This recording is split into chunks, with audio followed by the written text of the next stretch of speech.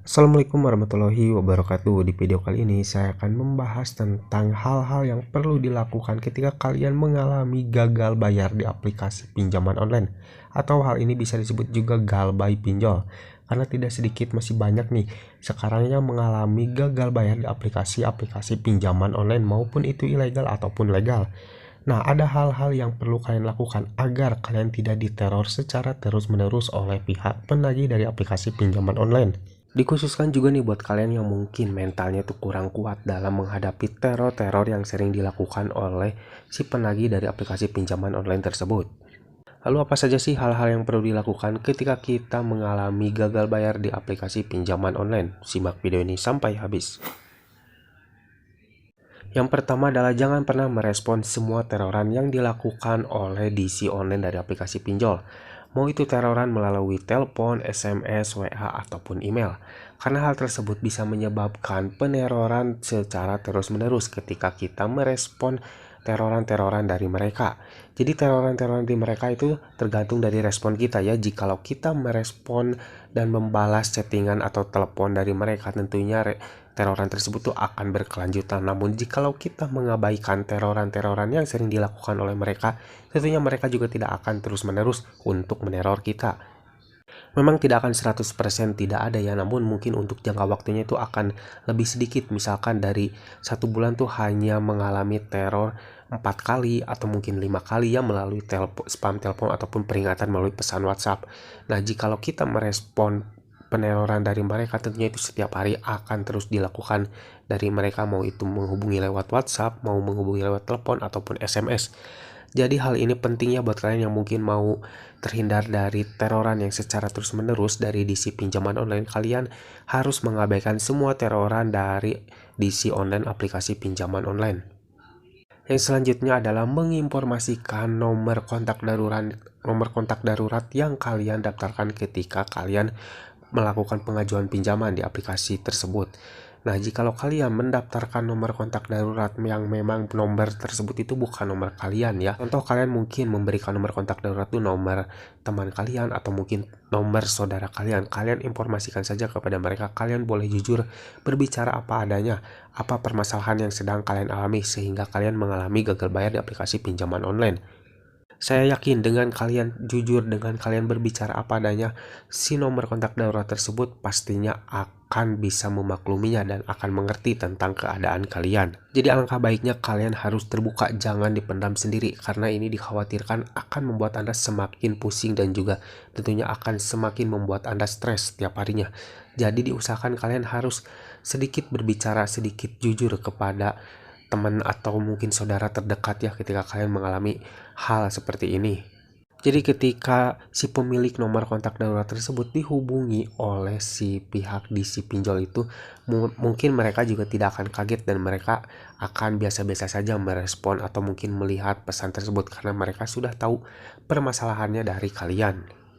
Yang selanjutnya adalah hentikan melakukan pengajuan pinjaman lagi di aplikasi lain.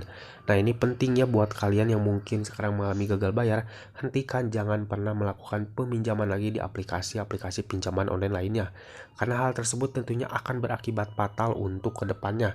Nanti kalian akan semakin pusing lagi dengan teroran-teroran dari DC aplikasi pinjaman online yang baru ya. Mungkin untuk permasalahan peneroran di aplikasi pinjaman online pertama belum selesai. Nah, kalian sudah melakukan peminjaman lagi dan kalian mengalami gagal bayar lagi di aplikasi yang kedua. Tentunya untuk teroran-terorannya akan semakin banyak lagi dari aplikasi kedua yang tadi kalian melakukan pengajuan pinjaman lagi. Jadi diusahakan buat kalian yang mengalami gagal bayar, jangan pernah melakukan pengajuan pinjaman lagi di aplikasi lain. Yang selanjutnya adalah mengganti nomor WA ataupun email yang dilampirkan ketika melakukan pengajuan pinjaman. Nah, ini penting juga nih buat kalian yang mungkin benar-benar pengen bebas dari yang namanya teroran aplikasi pinjaman online. Kalian ganti nomor ataupun nomor WA ataupun juga email yang kalian daftarkan saat kalian melakukan pengajuan pinjaman di aplikasi tersebut. Nah, jikalau kalian mengganti semua nomor ataupun alamat email yang kalian daftarkan di aplikasi tersebut, tentunya kalian akan terbebas dari yang namanya teror dari DC pinjol.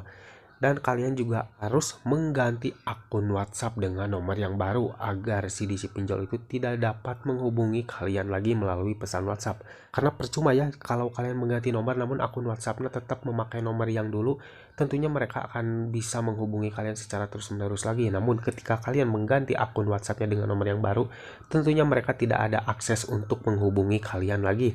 Dan tentunya HP kalian akan sepi dari yang namanya teroran dari DC aplikasi pinjaman online. Nah guys, itulah tadi 4 hal yang perlu kalian lakukan ketika kalian mengalami gagal bayar di aplikasi pinjaman online. Tentunya hal-hal ini penting buat kalian ya yang mungkin sekarang kalian mengalami keterlambatan atau gagal bayar di aplikasi pinjaman online. Dan kalian mungkin merasa tertekan dengan yang namanya teror dari DC pinjol. Nah, kalian wajib melakukan hal-hal ini agar kalian terbebas dari yang namanya teror dari DC pinjaman online. Kalau perlu kalian juga hapus saja untuk aplikasi pinjaman online-nya. Nah, jikalau mungkin kalian berniat untuk membayar nanti di kemudian hari, mungkin kalian sudah punya rezeki, sudah punya uang lebih untuk melunasi hutang kalian, baru kalian bisa mengaktifkan lagi aplikasinya dan kalian melunasi hutang kalian. Tapi dengan catatan, kalian jangan pernah membayar dengan dendanya. Tentunya itu akan memberatkan kalian ya, karena mengingat mungkin untuk keterlambatan kalian itu sudah cukup lama, tentunya denda keterlambatan juga akan sangat besar ya ketika kalian ingin membayarnya.